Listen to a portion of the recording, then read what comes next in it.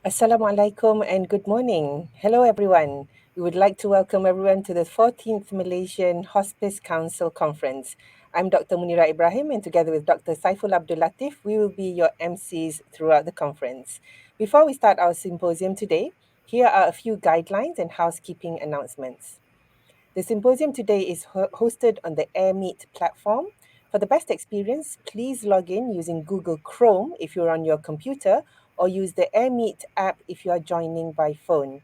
We aim to keep within the scheduled time for all talks and lectures. If there are any changes or announcements, you will be notified through the feeds. Please check the feed tab for the latest information regarding today's symposium. Most of the lectures are pre-recorded, but we also have arranged with the speakers and moderators to be present during the session. If you have any questions, please type them in the question and answer tab to the right of the screen, and we will try our best to address them after the lecture. Alternatively, feel free to raise your hand if you have any questions or comments, and we will invite you to the stage. We have 10-minute breaks scheduled after each session. We also have allocated 1 hour for lunch break from 1:30 to 2:30 p.m. During these breaks, participants are encouraged to visit the lounges, to socialize and visit the booths that are set up by our sponsors. An alert notification will be sent out before the upcoming session commences. If you experience any technical difficulties, AirMeet has a dedicated 24-hour support lounge and chat support. You can find them at the main page of AirMeet's website by clicking the question mark button on the bottom right. Alternatively, the organizers have also provided a help desk table in the lounge area. You can visit us during lunch break time to let us know about any issues that you may be facing. You can also send a direct message to Dome from the participants list, who can also help you with any issues. All the talks and lectures will be available for viewing for a period of 1 month after this event. You can access them by using the invitation link that will be shared with you after the symposium. Thank you for your kind attention. I'm sure everyone is excited to start the conference as we are. And so I will now hand over to my colleague, Dr. Saiful. Over to you.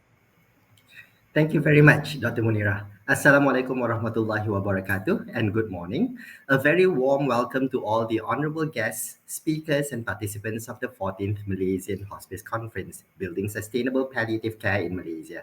This event is jointly organized by the Malaysian Hospice Council, University Technology Mara UITM and Ministry of Health Malaysia. We are delighted to have all of you with us here this morning. The theme for this year's conference is, like I said, building sustainable palliative care in Malaysia. For the next couple of days, we will be learning from international and local speakers about palliative care. We will cover a wide array of topics about developing a sustainable palliative care program, symptoms management in different population of patients, psychosocial and spiritual care, ethical issues, as well as building an education program regarding palliative care. The aim is to create more awareness and understanding that palliative care is a comprehensive field that is involved with patient care holistically. This is also important to allow us to be more involved with patient journey at every stage of their disease trajectory, allowing us to support our patients better in the hospitals as well as in the communities. The opening speech this morning will be presented by our own Deputy Director General of Health for Medical, Datuk Dr. Asmayani binti Khalib. Without further ado, I invite Datuk Dr. Asmayani to the stage.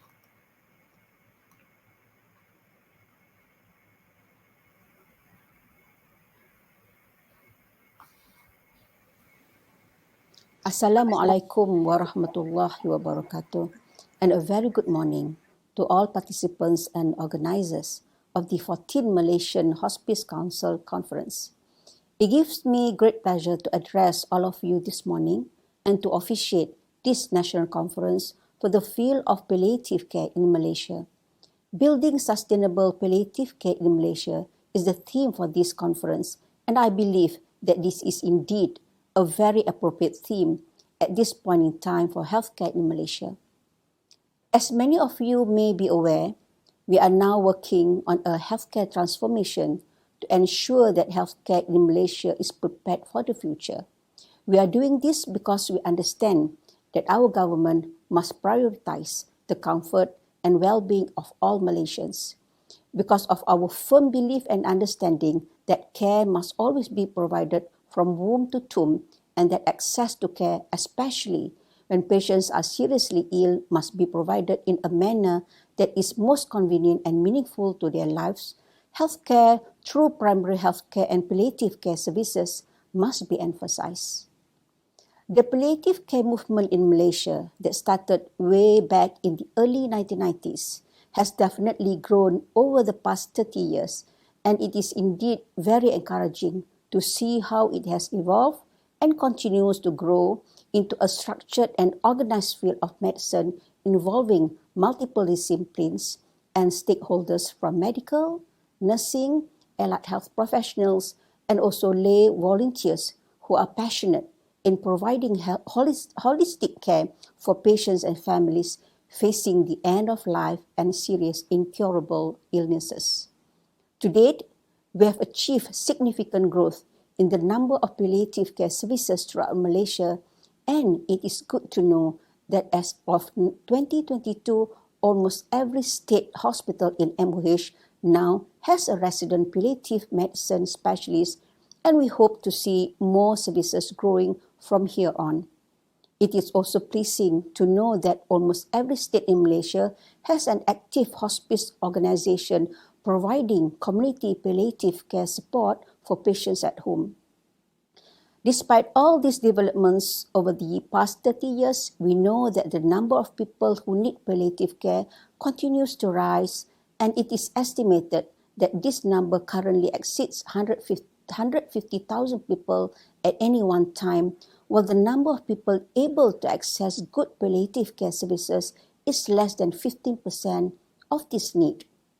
This is why building sustainable palliative care in Malaysia is key in ensuring that there is continuous growth and development of our palliative care services in order to fulfill the needs of our growing and also aging population in Malaysia. We must ensure that we develop services that will continue to grow for years to come and to expand the access to palliative care in the future. We also need to ensure that we have the human resource and the education programs needed to train the staff who will provide care to all these patients. Apart from this, we also need to work towards viable ways to ensure sustainable funding for all these services and programs that are being developed. So while it still feels like we are a long way from our goals of achieving equitable access to palliative care for all people in Malaysia, we must at least begin with a vision and a plan. This is where the National Palliative Care Policy and Strategy Plan has been developed, with sustainability being one of the key thrusts of our plan. Hence, I hope that this conference will serve to inspire and create increasing interest in the field of palliative care among all participants here and keep that momentum of continuous development going. I hope all of you will feel that need to be part of this movement and provide compassionate care to all patients that you meet. Palliative care is indeed everybody's business, and together we can surely make each day a little bit better than the day before, caring for people in a way that promotes comfort and dignity one day at a time.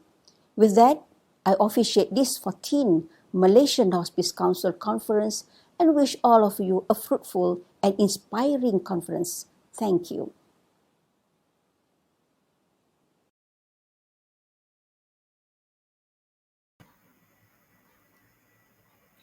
Thank you very much, Dr. Asmayani. We feel very humble and privileged to have your support for this event. This will certainly give us more motivation and moral support to continue and provide quality care for our patients.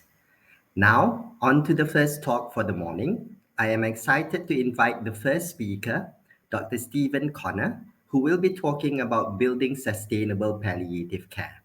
Dr. Connor is the Executive Director of the London, UK-based Worldwide Hospice Palliative Care Alliance, WHPCA, an alliance of over 400 national and regional hospice and palliative care organizations in over 100 countries. He has worked continuously in the hospice and palliative care movements since 1975, including 10 years as Vice President of the National Hospice and Palliative Care Organization in the US. He is now focused on palliative care development internationally with the WHPCA and has worked on palliative care globally in over 25 countries. Please welcome Dr. Stephen Connor.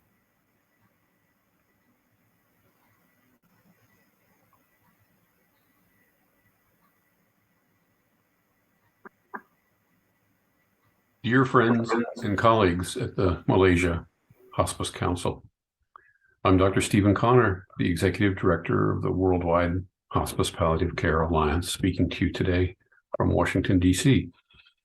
for your conference. WHPCA is a non-governmental organization, an international palliative care charity based in the UK with 429 members in 104 countries, including Malaysia. And one of our key trustees is Dr. Ednan Hamza, who's a big part of your council. So we're going to be talking today about building sustainable palliative care. Let me go ahead and start the presentation.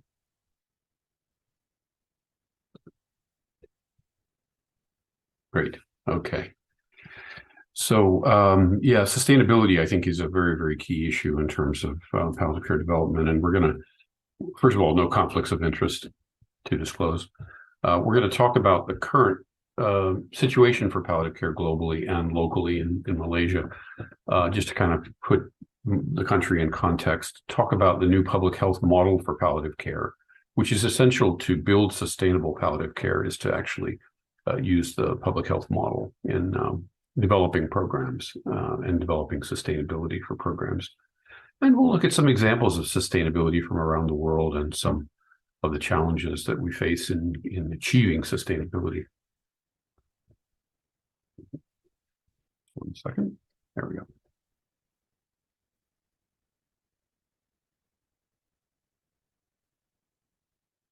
Great. Okay. So first of all, we have around 55 million people who die every year on our planet. We also know that palliative care is not just for people at the end of life, and that we have a lot of people who need palliative care prior to the last year of life. The need for palliative care is actually around 60 million now that we've counted COVID patients, which we're running at about, in the last 2 years, at about 3 million deaths per year. Hopefully that will decline now, but roughly half or a little less of the people who need palliative care, according to the methodology used in the global atlas, is from the Lancet Commission on Pain Relief and Palliative Care, which we're evolving over time, the need for palliative care. We're getting better data and better understanding of the need as time goes on. But we do know that the vast majority of people needing palliative care live in low and middle income countries. We know that most people are older who need palliative care, but we know also that children need palliative care. And we've probably underestimated somewhat the need for children's palliative care. In the Global Atlas, it was 7% of the total. And, many people around the world die in pain, even in countries where there's some palliative care available, but there isn't adequate access to opioids for pain relief.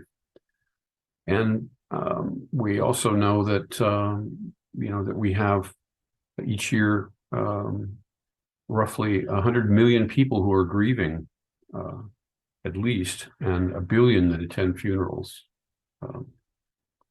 So grief, particularly post-pandemic or as due to the pandemic, has become more complicated, and we now have a new psychiatric disorder called prolonged grief disorder that is describing the population of people who have an especially hard time. They get stuck in their grief and can't get unstuck even after a year, and we need to give them extra help. So we said, based on the atlas, that about almost 57 million people in 2017, and now, of course, that number's increased in the last 4 or 5 years since we did these estimates from data from the Institute for Health Metrics and Evaluation at the University of Washington and WHO mortality data. 45% are people who need palliative care in the year that they die, and roughly 55% prior to the year they die. We have estimated, based on the research we did on mapping levels of development, that about 7 million patients are receiving palliative care. So it's only about 12% of the need being met. Now, based on the data from the Lancet Commission and from Atlas, we computed an estimate of the number of people needing palliative care in Malaysia. And again, this was from data from 2019. So 130,442 was the total for all ages and all sexes. And of those, 62,300 some were decedents and 68,000 some were non-decedents. And about 6,000 were children, though we believe that is a low estimate. We've been looking hard at some of the estimates for children, and we think that those numbers are going to go up when the next iteration of the Lancet Commission report comes out. If you haven't downloaded the Global Atlas for palliative care, I suggest you do so. This is the second edition. It's done in partnership with the World Health Organization and approved by WHO. And it talks about, it paints a picture of palliative care all around the world, including the challenges we face, the levels of development, the need for palliative care, the resources devoted to palliative care, and so forth.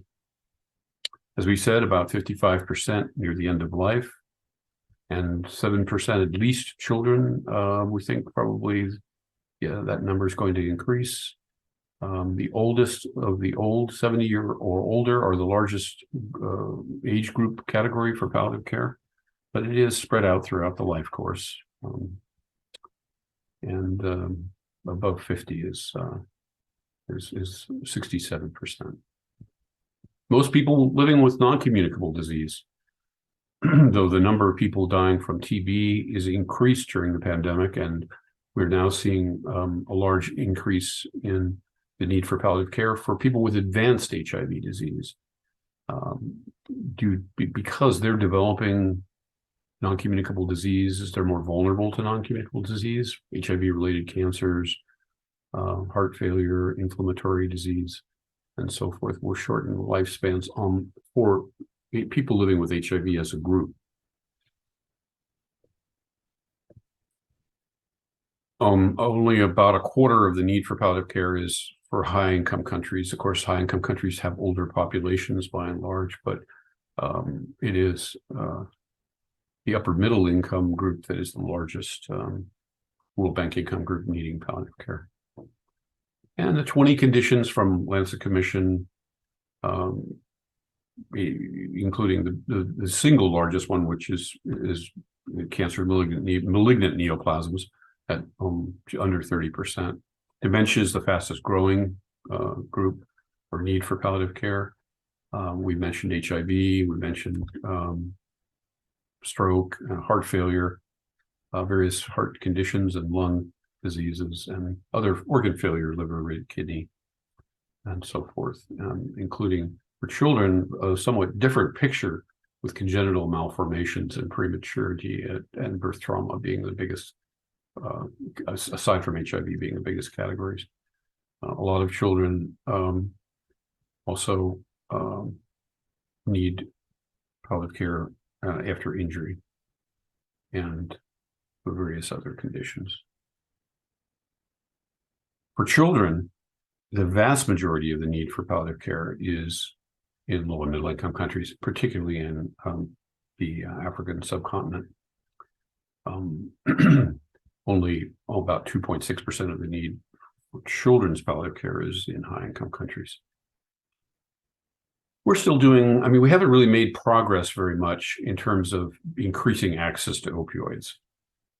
We have still, and this has been the case for as long as I can remember, only about 5 milligrams per capita is the average global opioid consumption for morphine, specifically. When we look at all opioids, that number increases substantially to over 33 milligrams per capita. And there's a huge increase in the consumption of fentanyl going on around the world.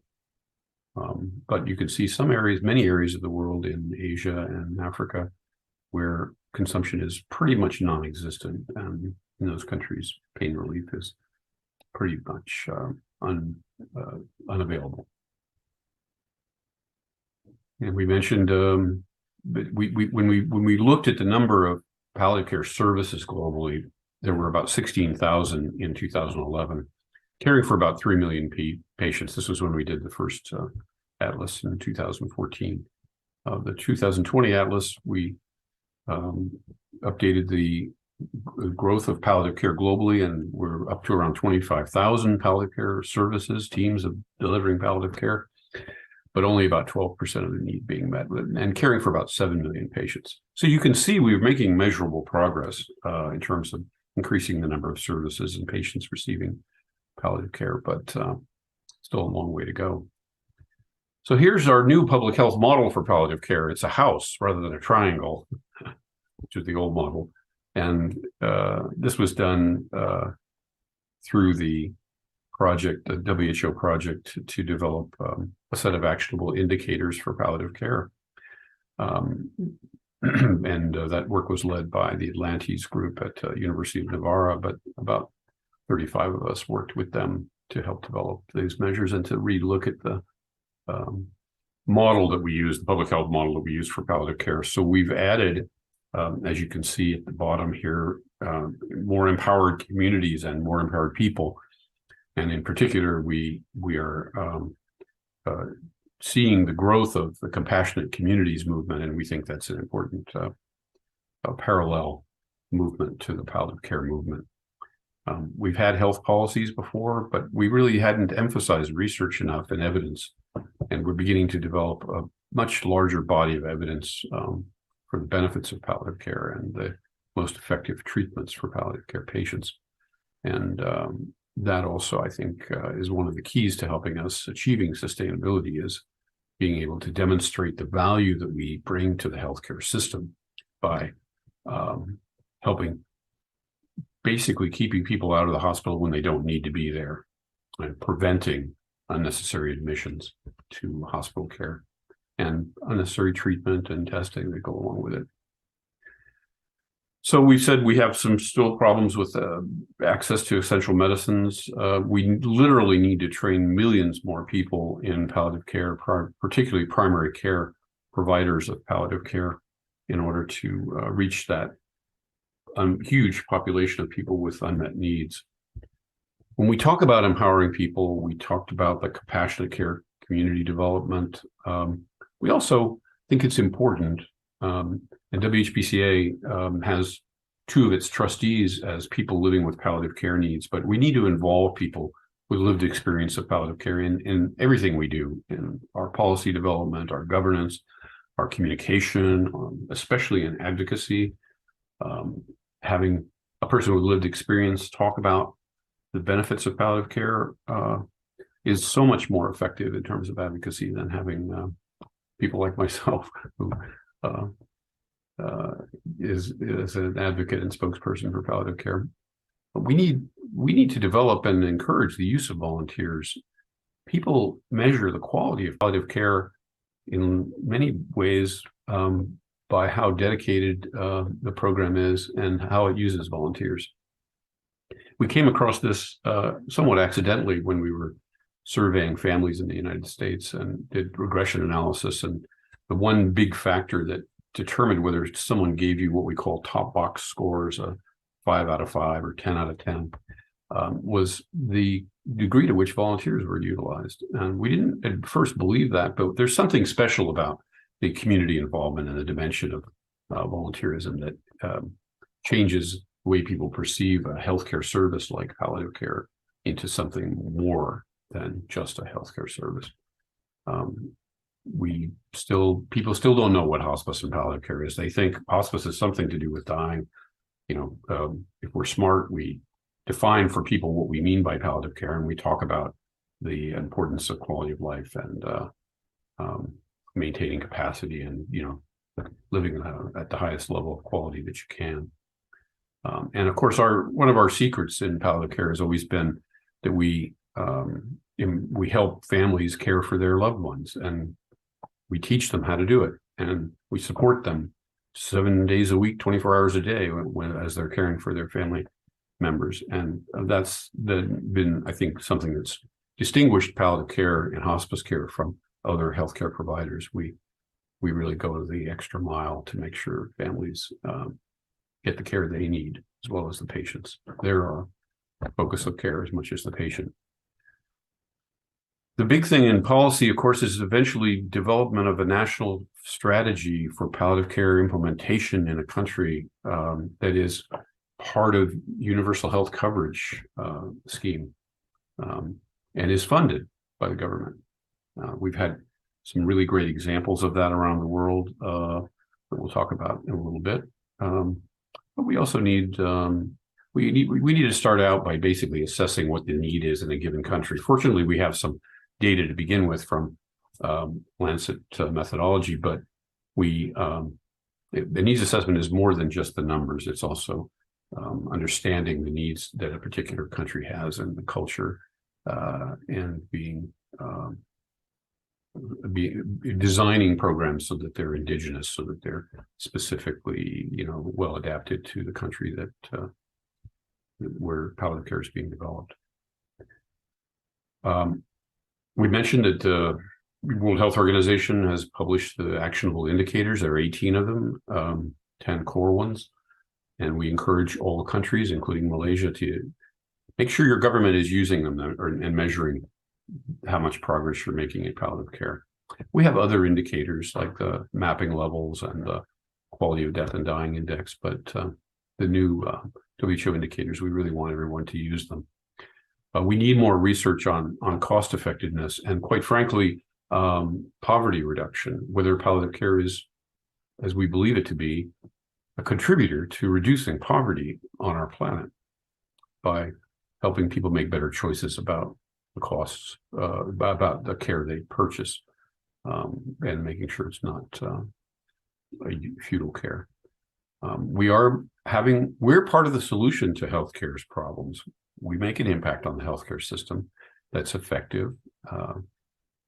We need to measure our outcomes of care, but also in the Donbedian model of structure and processes of care.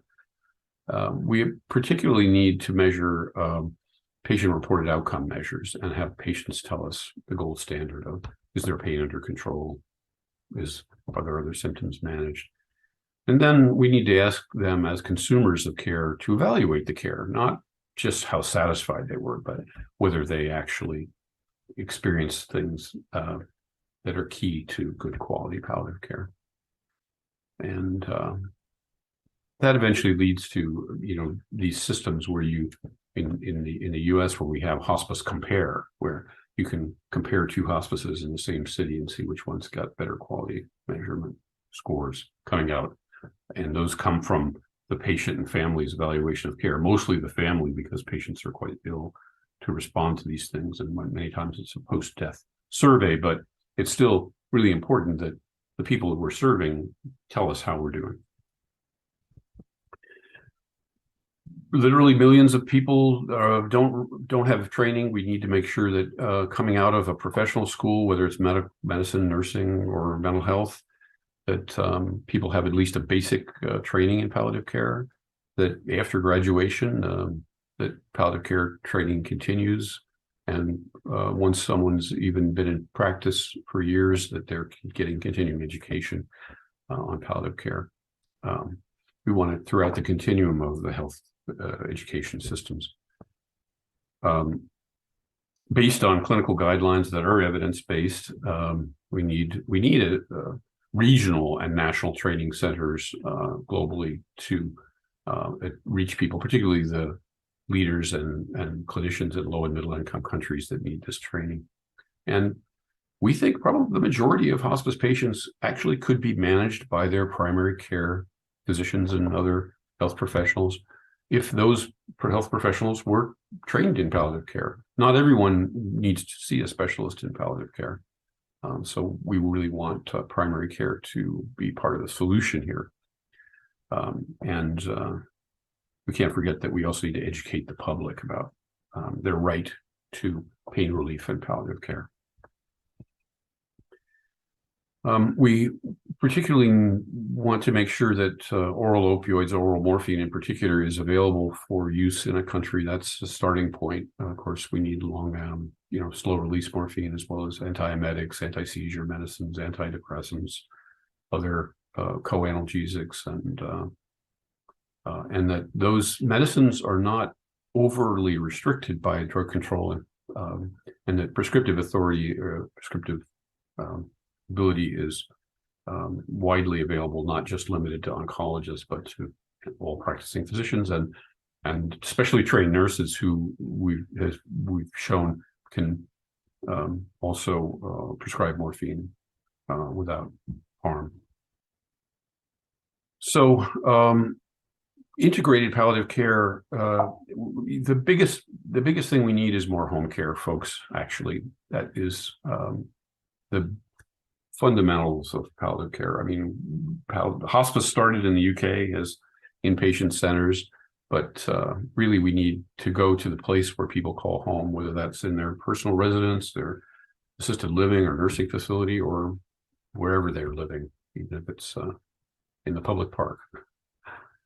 We need to be able to provide consultations in inpatient settings to help people identify people who need palliative care and help them get back home. We need them to be able to come to outpatient services. We need them to be able to access inpatient care for short-term stays, usually for severe symptoms, or if a choice is made that the person wants to spend their final days in a hospice or inpatient palliative care unit. And we need primary, secondary, and tertiary care. So we have lots of barriers still. Lack of access to essential medicines and education and policy, and we have been too much of a standalone specialization outside of the mainstream healthcare. We need to integrate into the existing healthcare systems. We need more research and evidence, and we need more empowered people in communities. So how well are we doing in developing palliative care? We had developed back in actually 2006 a 4-level palliative care development, which has been expanded to 6 levels now. But level 1 is, it's a country where there's no palliative care being delivered, and we can't even find people who are interested in developing it. Second category are countries where no palliative care services have been initiated, but there are people leading an effort to try to develop palliative care in that country. The third level was where palliative care has been implemented, but is initially at an early stage where very few services are available, leading to more generalized provision of palliative care where there are centers throughout the country. And then the fourth level also bifurcated into integration of palliative care into the healthcare system at a preliminary stage or an advanced stage. And as we look at this, we see the number of countries at those 6 levels and the percentages, only 15% at the highest level. And most countries, the biggest area is level 3A, which is the beginning provision of palliative care within the country. 64% of countries, at the last time we've done this, which was in 2017, had no or limited palliative care delivery, and only about 15% had good integration. You can see from this, though, we are making progress. It's sometimes 2 steps forward, 1 step back, but we have, since 2006 all the way to 2017, 32 fewer countries without any palliative care, 16 more countries beginning, and 17 more countries achieving some degree of integration into the healthcare system. So how's Malaysia doing? Malaysia is in that big category of, at least in the last wave we've done, was isolated provision of palliative care in the country. And on the Quality of Death and Dying Index, we just completed in 2021 and published the results of the Lian Center Quality of Death and Dying Index, and Malaysia came out at 62nd out of 81 countries, where in the previous they had actually been at 38th out of 80 countries.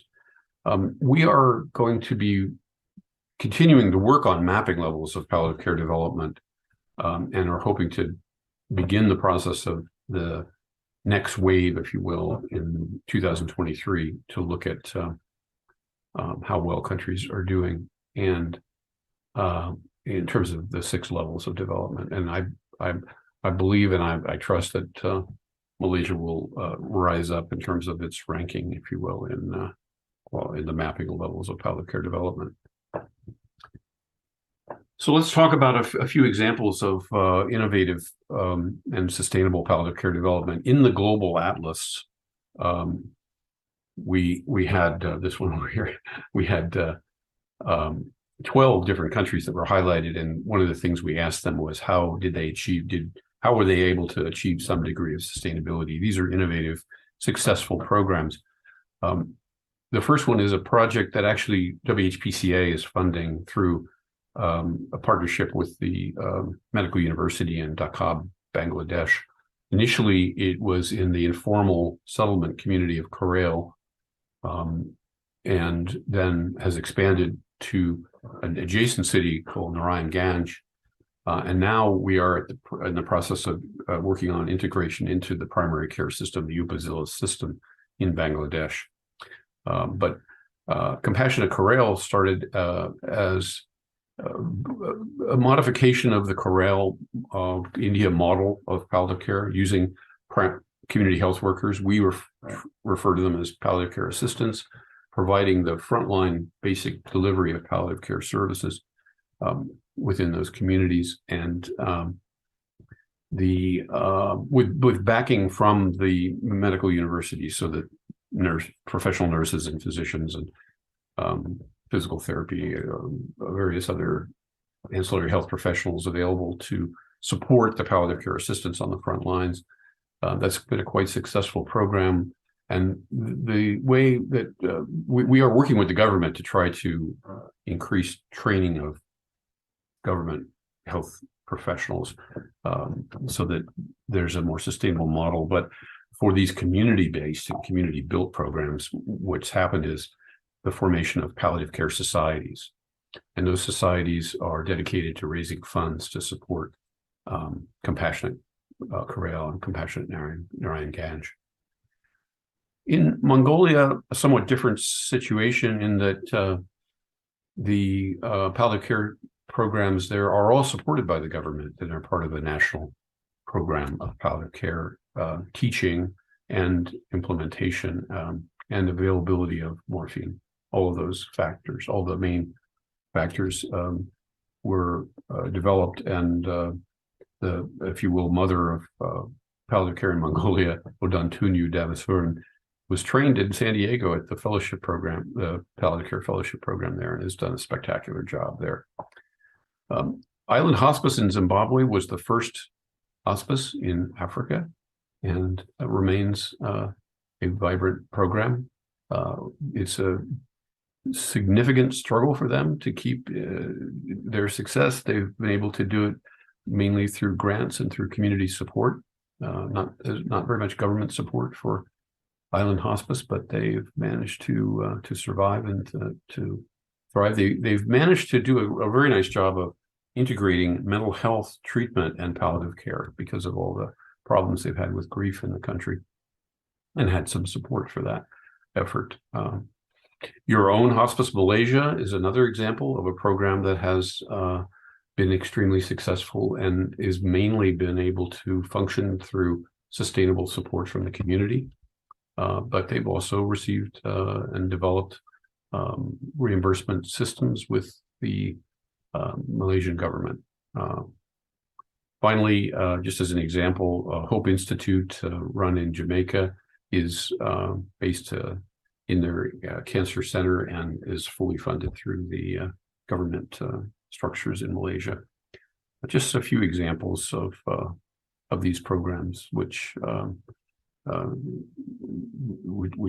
managed to be successful and sustainable programs in Bangladesh, in Jamaica, in Malaysia, and in Africa. So these are the Sustainable Development Goals for our planet, the 17 goals. The one that we are most interested in is good health and well-being.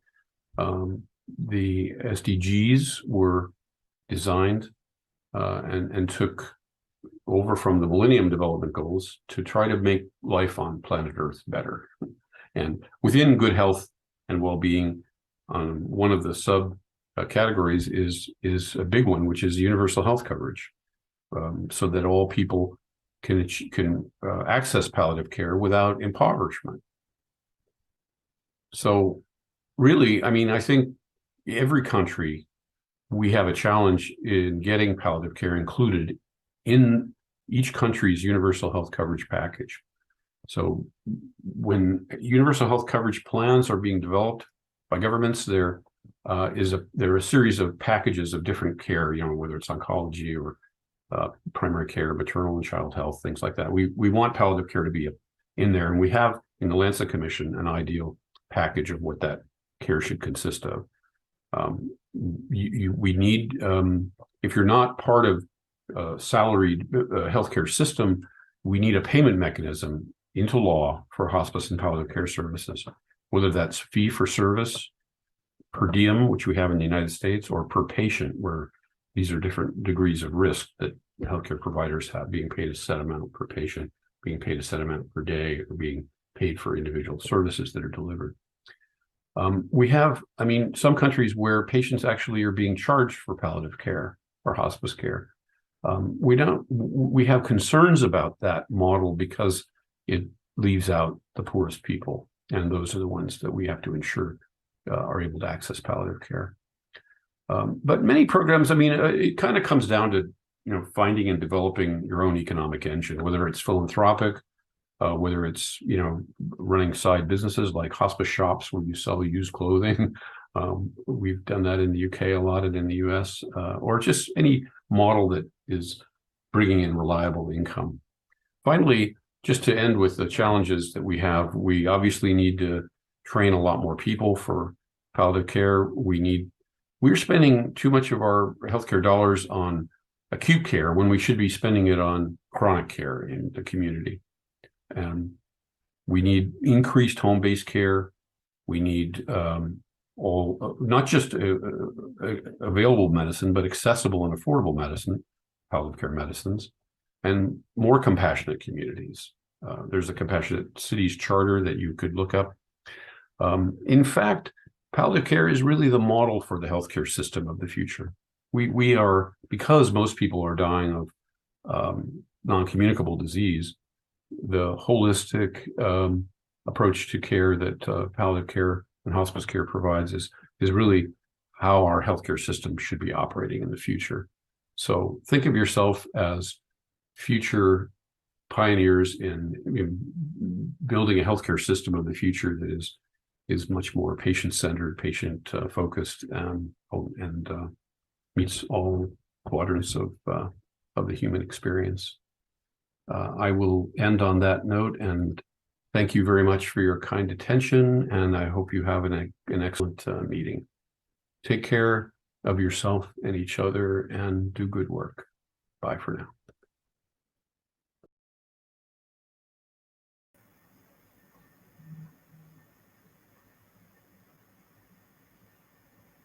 Thank you very much, Dr. Connor, for that very enlightening talk. I think you have given us a lot of important points to ponder so that we can further develop palliative care in Malaysia. So it's not just service, we'll have to think about policies, strategies, research, training, education, and also advocacy. Give us a lot to think about there. So thank you again. To the participant of the course, give us a few minutes to prepare for the next session So stay tuned, please.